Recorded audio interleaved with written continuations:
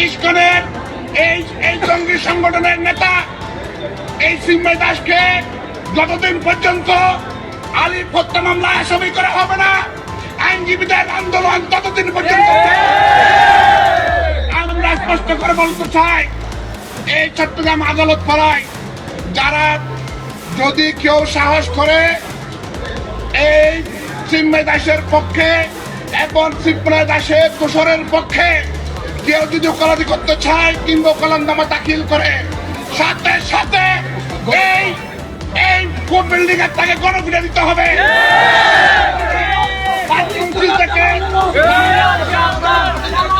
ইসকনের এই এই জঙ্গি সংগঠনের নেতা এই চিন্ময় দাসকে যতদিন পর্যন্ত আলিফ হত্যা মামলায় আসামি করা হবে না, আইনজীবীদের আন্দোলন ততদিন পর্যন্ত।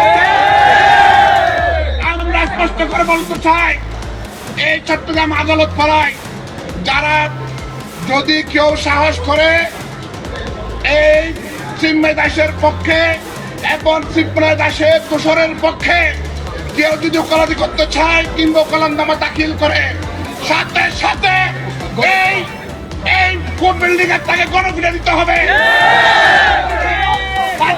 থেকে